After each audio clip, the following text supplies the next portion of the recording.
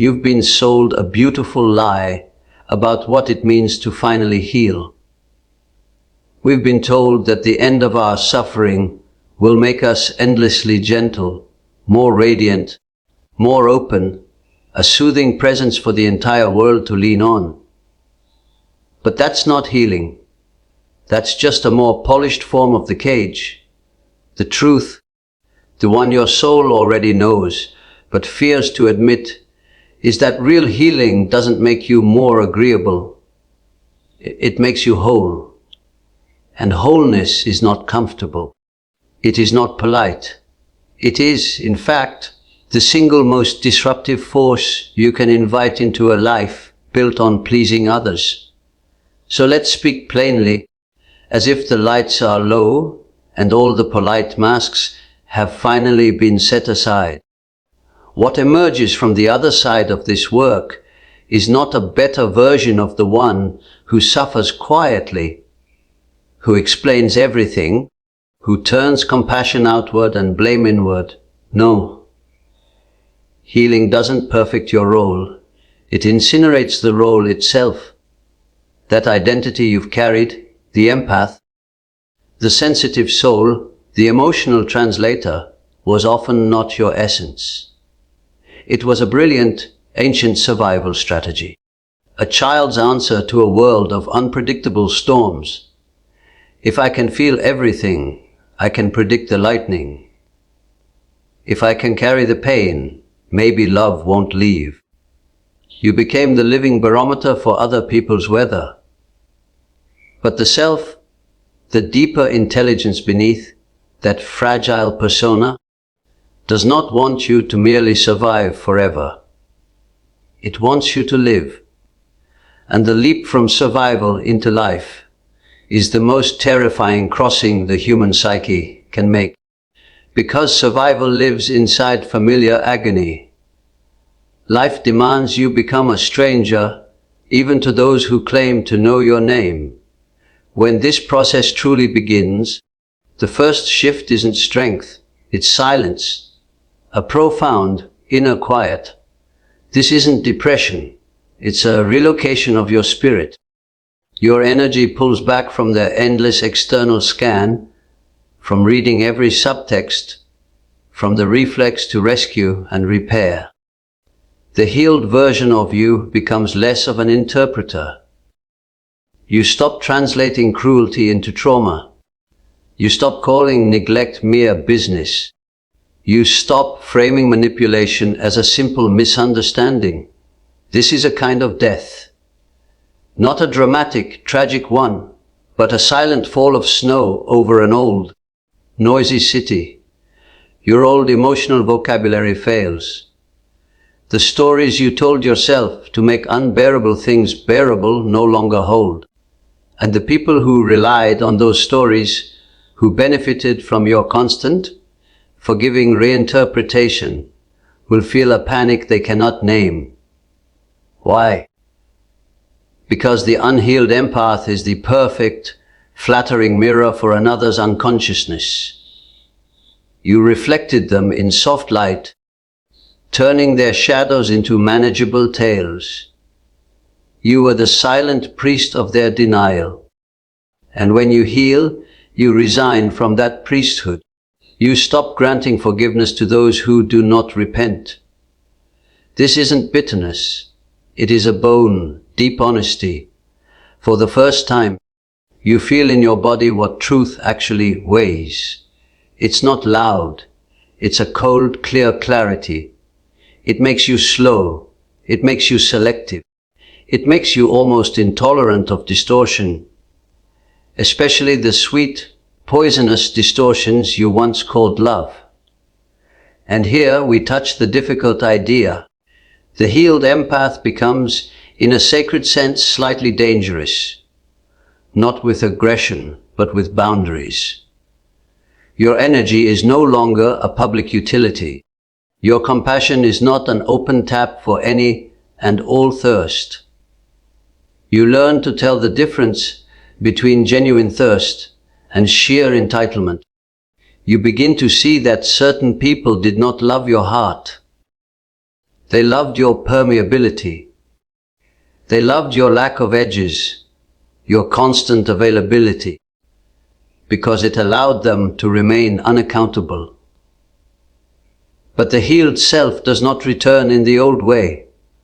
You don't return to prove your goodness, to dilute their guilt, or because you fear their judgment. This is the deeper liberation, freedom from your own moral performance. Did you ever realize how much of your kindness was a frantic attempt to be safe from shame? You believed that if you were just good enough, understanding enough, you would finally deserve peace. But peace is not a reward for graceful suffering. Peace arrives when you stop negotiating with your own abandonment. Now, in this interior revolution, older patterns begin to stir. The archetypes move. You may have been living under the possession of the wounded healer, or the good child, the redeemer. In myths, these are noble. In a modern psyche, they can become exquisite prisons, a clever ego strategy to avoid your own power. You may have learned terribly early that power was dangerous. It belonged to the one who raged or controlled or punished. So your soul, sensitive and moral, made its choice. I will never be like them. I will be light in the dark house. This is beautiful, until it becomes a tragedy where your avoidance of their darkness forces you to abandon your own strength. So hear this, though it may disturb. A healed empath does not remain trapped in perpetual goodness. Goodness without wholeness is not virtue. It is fear wearing a delicate halo. It's the ego bargaining. If I am always kind, I cannot be accused. If I am always forgiving, I will never have to confront my own sacred anger. Yet anger, when integrated, is not cruelty. It is the soul's immune system. It's the alarm bell that says a boundary has been invaded. In the unhealed, anger turns inward and becomes depression or exhaustion. In the healed, anger becomes vital information. It becomes your compass. So what do you actually become? Not an angel, not a saint. You become an individuated being, one who belongs to themselves more than to the crowd's expectations. You become less easily guilted, less swayed by emotional performances. You sense the gulf between real sorrow and strategic remorse. And this discernment isn't cynicism, it's spiritual maturity. Here's one of the most uncomfortable truths. Healing makes you less available to those who have not met themselves. This isn't arrogance. It is instinct. A healed person no longer willingly enters rooms where unconsciousness is the ruling law. You can still love people, but you stop living inside their chaos. Many of you were trained by family or partners to become an emotional sanitation system.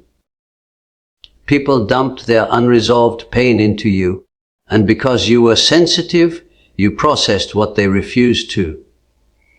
You metabolized their darkness. You called this love. But the body has a limit.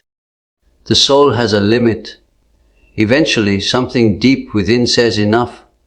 And when this enough awakens, it does not negotiate. It does not justify. It simply closes a door. This is why people are often shocked when you change. They were prepared for your, I understand. They were never prepared for your, no. Your kindness becomes conditional, not on perfection, but on reality. At this stage, your dreams may even shift. Many find their dream imagery grows darker, not lighter. Don't fear this. The psyche is pulling its shadow closer, saying, no, you can look. You may dream of basements, locked rooms, wolves, snakes. These are not omens.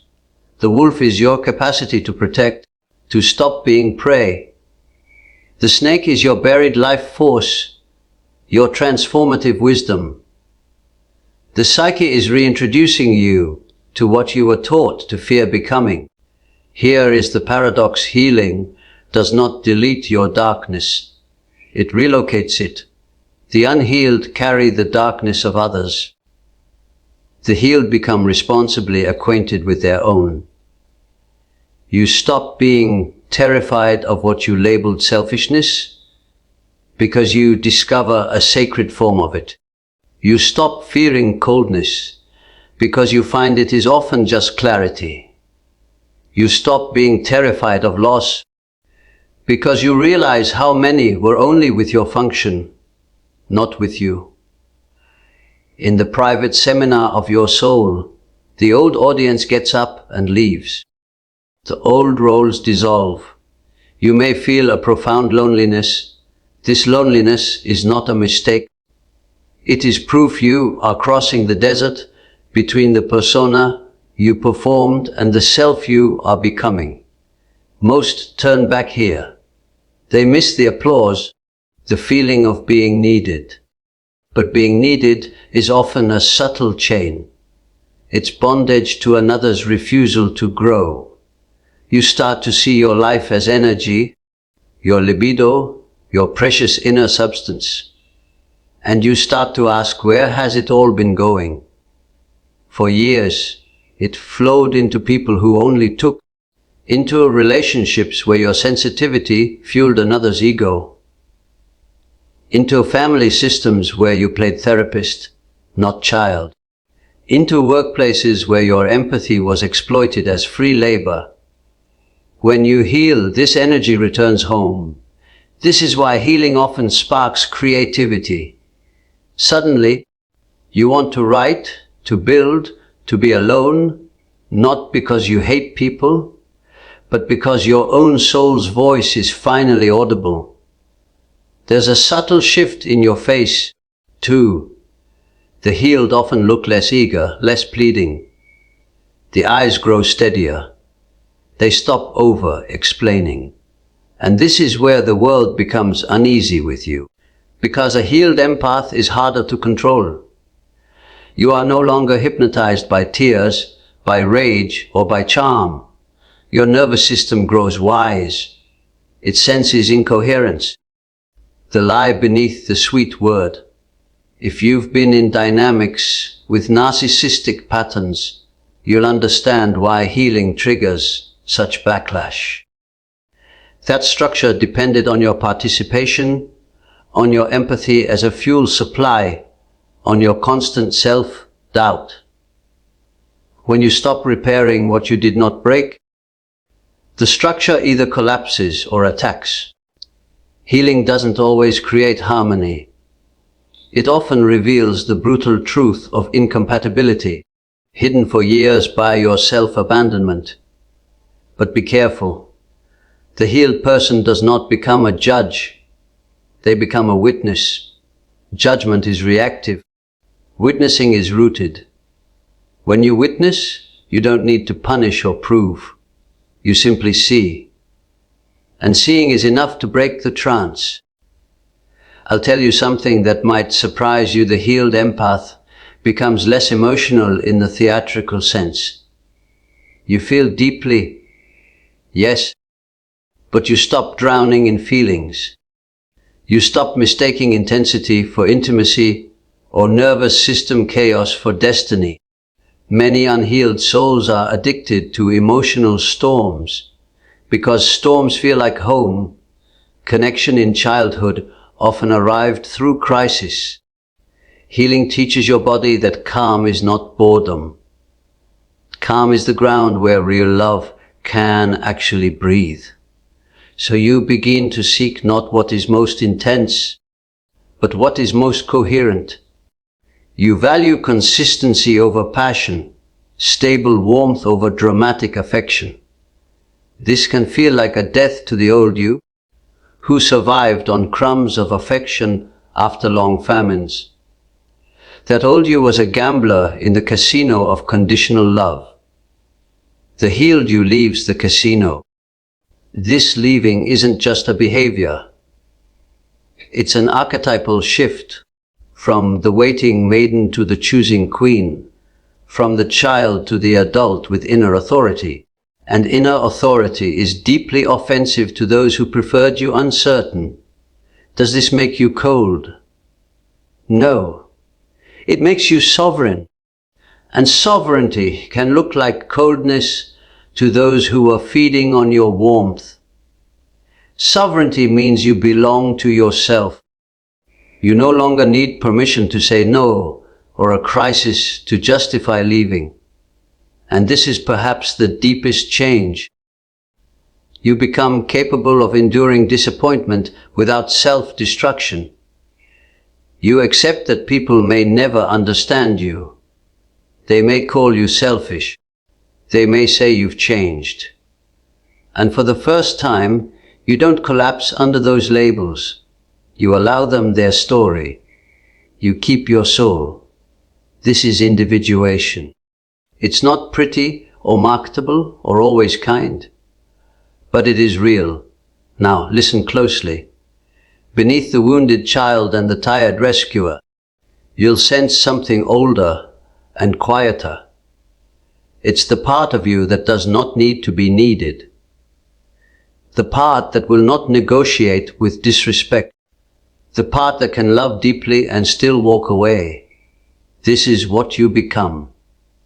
The world will call it many names: arrogance, detachment, betrayal. But the self calls it truth. And truth isn't a convincing thought. It's a recognition that settles in the bones. It makes the old internal arguments sound like echoes from a former life. You spent years in an inner courtroom, prosecuting your instincts and defending other people's behavior. You tried to solve cruelty like a puzzle, to turn inconsistency into a spiritual test. The healed empath stops this. It's not bitterness. It's the maturation of your perception. And at this stage, the psyche reveals a secret: your empathy, unintegrated, was also a defense. It was a way to leave yourself without appearing to leave, to disappear into others while calling it nobility. The fear of selfishness in the empath is often just the terror of being punished for existing, for having needs that were once called inconvenient. So healing breaks your holy, hidden bargain. If I am useful, I will be safe. When it breaks, you feel naked, without your old currency for belonging. You are no longer the one who listens forever, forgives instantly, stays when it hurts. You may look around and realize, with a grief that feels cosmic, that many people do not know how to love your wholeness. Their love was addressed to the wounded part of you. This grief, however, is a purification. In alchemical terms, it's the nigrido, the blackening, the dissolving. The old personality structure must soften so the real self can form. You may fear you're becoming empty, numb, but you're becoming unhooked. You're withdrawing the psychic projections you placed on people, reclaiming the fragments of soul you left in every place you had to shrink. The healed empath becomes undeceivable. And this makes the world difficult, because so much social life runs on small, polite illusions. Families avoid naming patterns. Friendships avoid deeper resentments. You begin to feel allergic to these unspoken contracts. Your soul cannot tolerate betrayal anymore, not betrayal by others, but your own betrayal of your inner reality. This refusal is a new ethic. The old ethic was be kind, even if it kills you. The new one becomes be true, even if it costs you comfort. When this inner law awakens, your nervous system changes. Your body grows intelligent. It produces fatigue around certain people, nausea in subtly manipulative environments, headaches when you force agreeableness. The body you once overrode in the name of love now speaks with authority. Healing is the restoration of instinct. You descend from living in the analytical head back into the animal wisdom of the psyche. You trust signals of expansion and contraction, peace and dread. In dreams, this may look like primal landscapes, forests, oceans, cliffs. Forests are the wild unconscious. Oceans are the collective feeling. Cliffs are thresholds. When an empath heals, they often dream of finally turning to face what chases them. That chasing figure is your own disowned power. Integration isn't a philosophical idea. It's behavioral. It's saying no without an essay. It's sleeping well after disappointing someone. It's walking away without a long, justifying farewell letter. It means you no longer have to be pure to be worthy. This is precisely why healing makes you less nice. Niceness is a social strategy, fear wearing perfume. Keenness can be fierce. Kindness can say, I see your pain, but I will not carry it for you. The healed empath becomes kind, but not nice. And another truth.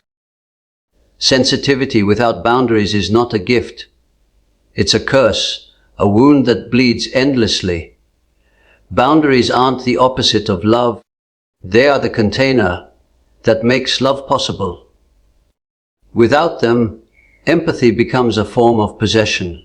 So healing brings a startling gift. You begin to enjoy solitude. Not loneliness, but rich solitude. You prefer silence to anxious small talk. You see how much of your social life was driven by the fear of being forgotten. Healing removes that hunger. It makes you selective. You stop maintaining connections out of guilt. And then the hermit archetype arises, not a depressed recluse, but one who turns inward to meet the self. This phase is a reorganization. The psyche needs silence to rewire. Of course, this feels like selfishness at first. You'll be accused. Your own inner critic will scream. But it's not selfishness. It's selfhood. The unhealed empath often never built a true self. They built a set of pleasing responses. So acting from your own center feels foreign, wrong. You'll feel guilt when you rest, when you say no. This guilt is not conscience. It's conditioning, the leftover leash of the old identity. Healing is the unlearning of the guilt reflex. You learn to ask, is this guilt deserved? Usually, the answer is no. It's just your nervous system's addiction to harmony. As you heal, you become less susceptible to projections. People project onto you what they can't bear in themselves. The unhealed, porous you absorb these as your responsibility. The healed you feels the energetic difference between mine and not mine. You can be with anger without becoming angry, with anxiety without becoming anxious. You become a truthful mirror, not a flattering one. And people are not always pleased with what they see in you because your presence no longer participates in their denial. This is where relationships often dissolve. Not for lack of love, but because love without self-abandonment is intolerable to certain dynamics. The unconscious, when threatened, uses guilt, blame, pity. The healed person recognizes these strategies without feeling superior. And in becoming awake, you see your own complicity, the painful insight that you tolerated what you shouldn't have, stayed when you should have left, explained what deserved no explanation. Why? because the psyche repeats what it hasn't made conscious. You sought the unavailable parent in lovers, the chaotic caregiver in friends. Healing breaks the repetition. It's like waking from a dream. Now you develop a new relationship with power. It no longer feels like domination. It feels like alignment, the ability to choose, to leave, to withhold. Withholding from what harms you isn't darkness, it's wisdom. You stop offering your energy to those who misuse it. This is another uncomfortable truth. Healing makes you less universally loving.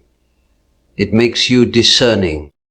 You may mourn this, fear you've grown hard, but you've finally met reality. You stop loving potential more than truth. If the truth is destructive, you step back. This is sacred detachment.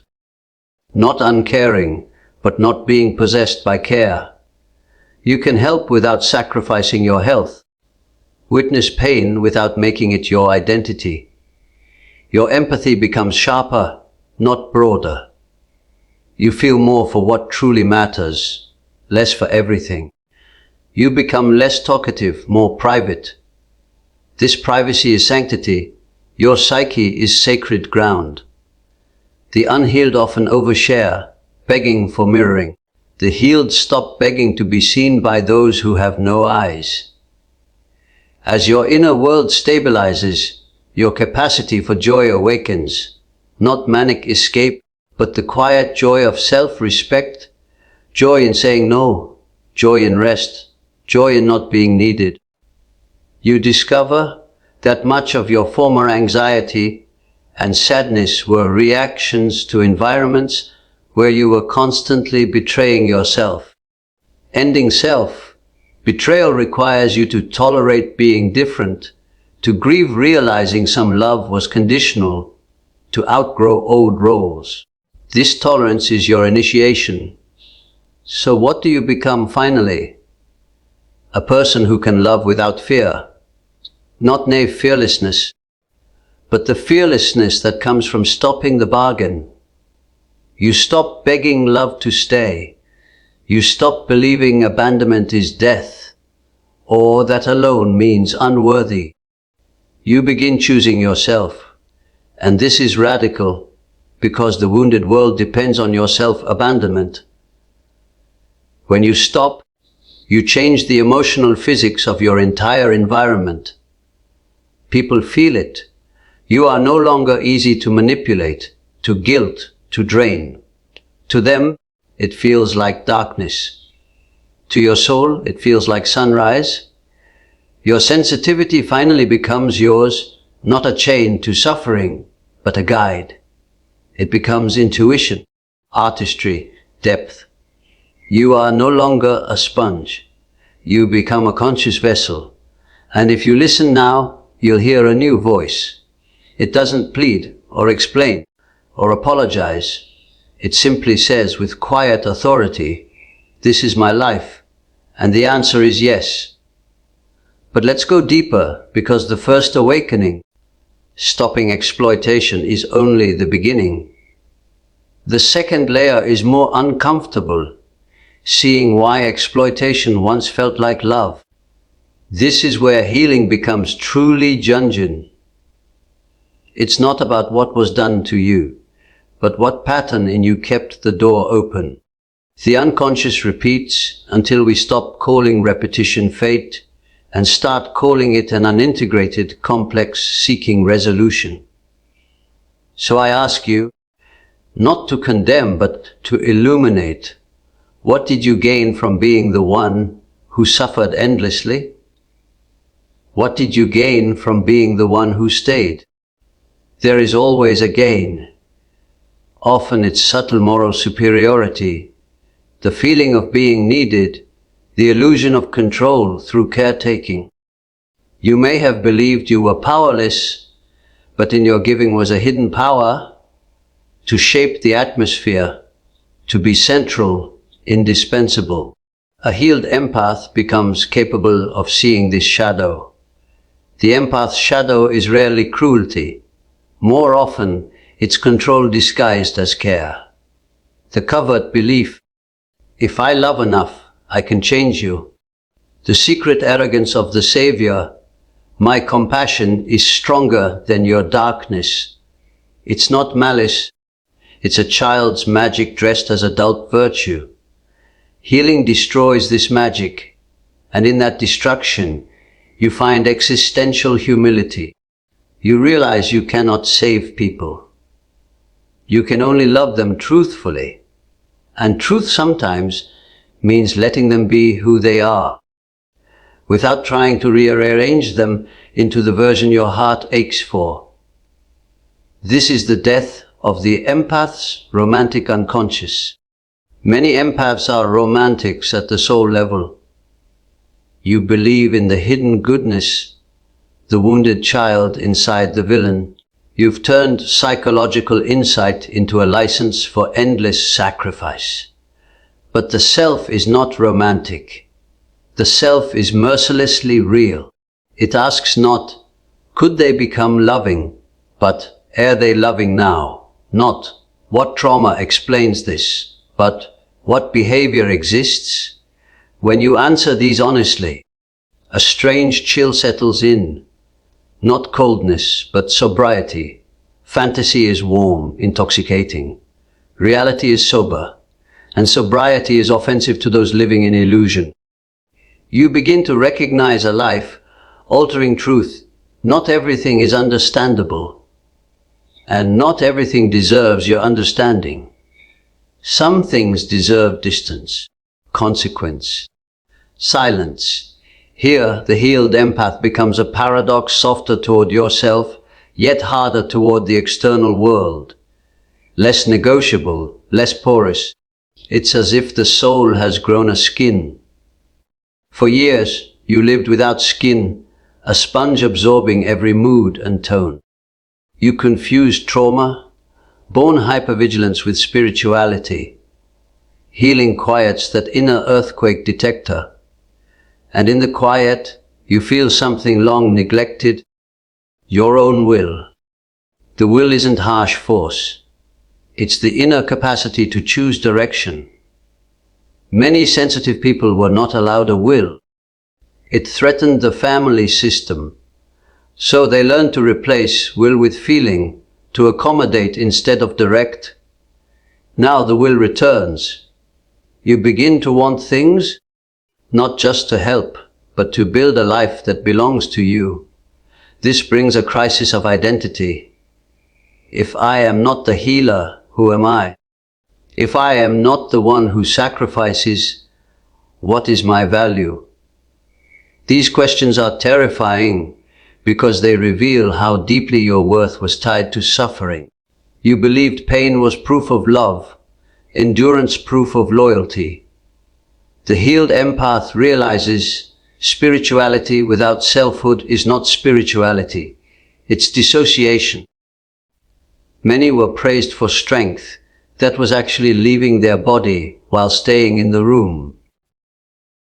Healing brings you back into the body. And the body is radically honest. It doesn't care about your spiritual persona. It knows what feels safe and what feels threatening. You begin to set boundaries instinctively. The mind panics, calls it cruel. The body whispers, this is the survival of the soul.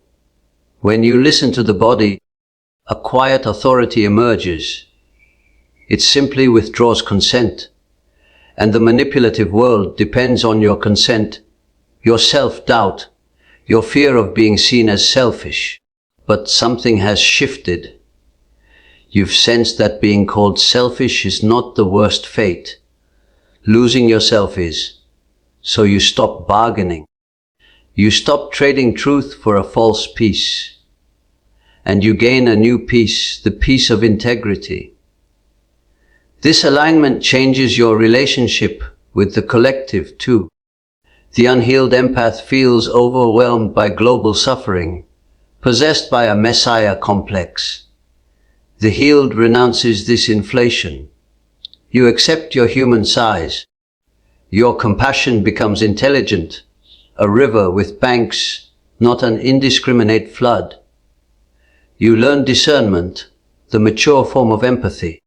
Here's a spiritual secret. The healed empath becomes less enchanted by suffering. You stop romanticizing heartbreak or seeing sacrifice as spiritual purity. The self does not choose you for suffering. It chooses you for wholeness. Wholeness means you let pain teach you, but you don't build a home inside it. This makes you less reactive. You stop living in interpretation, in rumination. You live in directness. If someone wants you, they show it. If they disrespect you, you leave. You become allergic to ambiguity, the playground of the shadow. Clarity, though it feels harsh, is mercy. It saves your life. The deeper transformation, the healed empath becomes almost invisible to predatory dynamics. Your energy no longer signals boundless availability. Manipulators sense who can be hooked. When that signature changes, they often move on. Life becomes simpler. Drama decreases. But simplicity brings its own initiation emptiness. When you're no longer entangled in others' crises, you face silence, yourself, your own unfinished dreams. And the real work begins. What will you do with your life? Not with your compassion, with your life. This is where the empath transforms into the creator. Creativity requires sacred selfishness, time, solitude, the willingness to disappoint. Many never create because they are always rescuing. Healing returns your life force to its source. And the self, with that force, will not leave you alone. It will pull you toward unfamiliar callings.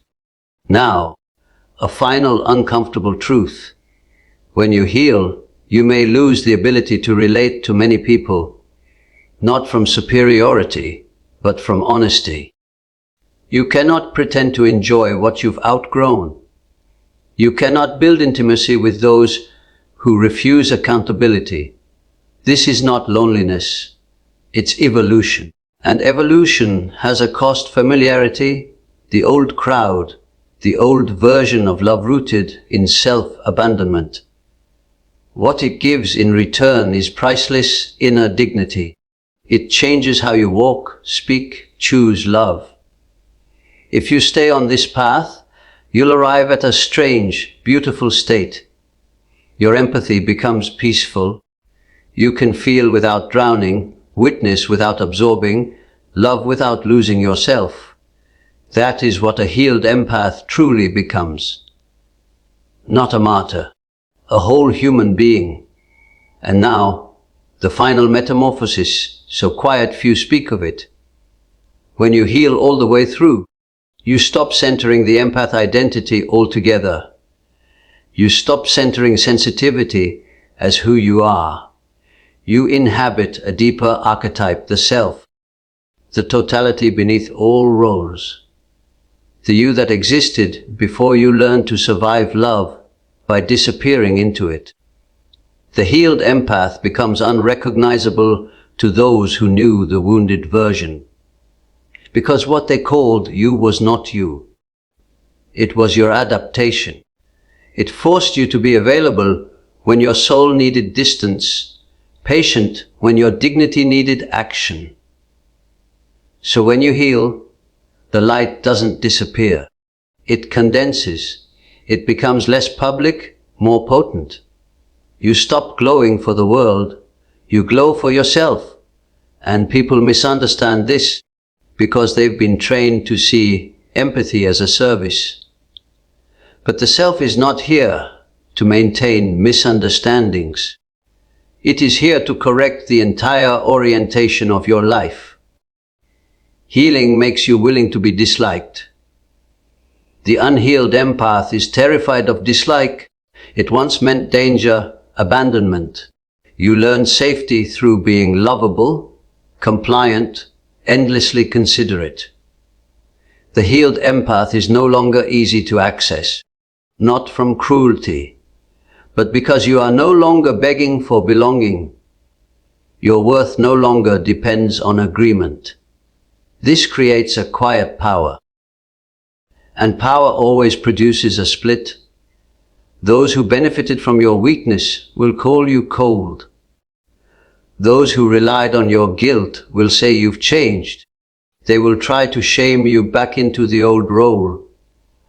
But here is the miracle: shame no longer works. That was the old leash. Conscience distorted into self-punishment. You mistook shame for morality. Healing frees you from the shame reflex. And once shame loses its grip, your psyche breathes. Your inner child leaves the courtroom. Your soul stops living in justification. This is why the healed empath becomes simpler, not shallow, simpler. Because complexity was often a trauma symptom, always calculating, adjusting, preparing for emotional backlash. Now you live from directness. You say what you mean. If something is disrespectful, you step away. You don't dramatize it. You don't need to prove you're suffering. Inside, something profound has happened. You've stopped outsourcing your center. The wounded empath placed their center in others, in their validation, their moods. The healed empath returns the center inside. Your peace no longer depends on being included. And when your center is internal, you become impossible to manipulate. The hooks, fear of abandonment, of being judged, of being alone, lose their grip. Then you witness an astonishing shift. Your life begins to attract a different kind of person. It's psychological. When your boundaries change, your relational field changes. When you stop romanticizing chaos, calm begins to feel deeply alive. Eros, life force, returns. In the wounded, Eros was hijacked by anxiety, by longing. You mistook obsession for soul connection. Healing gives you a new erotic life, the ability to desire what is safe. Safe love is not flat. It's deep, expansive, grounding. But it requires re-educating a nervous system that finds trust suspicious. So true healing is slow. It is daily practice, choosing what honors you. Tolerating calm, not explaining yourself into exhaustion. The healed empath becomes emotionally honest, not just expressive, but honest. You stop saying, "I'm fine," when you're not. You stop carrying unspoken resentment and calling it peace. Peace without truth is numbness.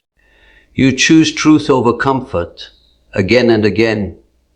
Now, a deeper spiritual reality. Not everyone deserves access to your compassion. You can wish all beings well without giving them entry. Access requires respect, maturity, reciprocity. You learn to differentiate between loving someone and allowing them into your life. You stop confusing forgiveness with permission. The wounded empath often forgives too fast to avoid the searing pain of grief. But grief is the price of truth. When you grieve properly, you stop clinging, hoping, waiting for the miracle apology. Grief closes the chapter, and then comes an unfamiliar sensation: lightness, the deep lightness of freedom. You realize your life was heavy because you were carrying people who refused to carry themselves. You thought it was love. It was unpaid psychic labor. This lightness changes your face, your posture. You become less eager, less apologetic. Some will miss the old you. They will call your boundaries betrayal. What they are really grieving is the loss of access. They were using you as an emotional parent. Your empathy held them together. When you remove that, they may rage, collapse, smear you. But your healed soul understands you are not responsible for the collapse of someone who built their stability on your self-abandonment.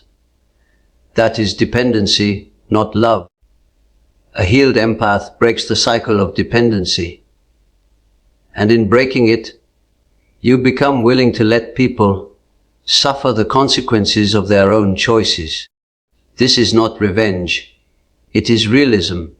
It is respect for their agency. This is fierce empathy, one of the rarest psychological achievements. It means you can see someone's pain clearly without letting it hijack you. Now, the ultimate transformation. What you become is whole. And wholeness means you can contain opposites. Gentle and firm. Compassionate and boundaried. Loving and distant. This is not contradiction. It is maturity. The wounded empath lived in one-sidedness, trying to be only light, only good. But one-sidedness invites the shadow. If you try to be only light, your darkness grows in the basement. Healing integrates the underground. And once integrated, you stop being at war with yourself. You stop performing goodness. You become real. This reality produces something almost mystical. Your presence becomes medicine. Not because you're trying to heal, but because you are no longer lying. People feel the difference. Your nervous system is coherent. Your gaze is steady. Your words are simple. You are. And this being invites others to become real. Some will rise. Some will flee. And you will no longer chase those who flee because you stop confusing rejection with destiny. Sometimes people leave because you stop being usable. And that is not tragedy. It is liberation. So, beyond all poetry, what is the final truth? The healed empath becomes someone who does not abandon themselves. That is the whole secret. You become someone who stays. When your body says no, you listen. When your soul says leave, you leave in quiet certainty. And in that certainty, you discover you were never meant to be everyone's refuge. You were meant to be your own. You were never meant to pour your life into those who will not value it. You were meant to live. If you can accept this as a vow, you cross the final threshold. You step out of the empath as a wounded role and into the empath as an integrated soul. Your sensitivity is no longer a bleeding wound. It becomes a refined instrument guiding you toward truth, beauty, depth, and a love that is finally, authentically real. This truth is uncomfortable because it removes your excuses. It removes your old identity, your romantic suffering, your need to be needed. And what remains is the self, quiet, steady, sovereign, not cruel, not cold, but finally free. If this resonated with you, it means you're already on the path. Support this channel by giving this video a like and subscribing to Wake and Win for more journeys into reclaiming your true nature. Your wholeness is not a threat. It's your birthright.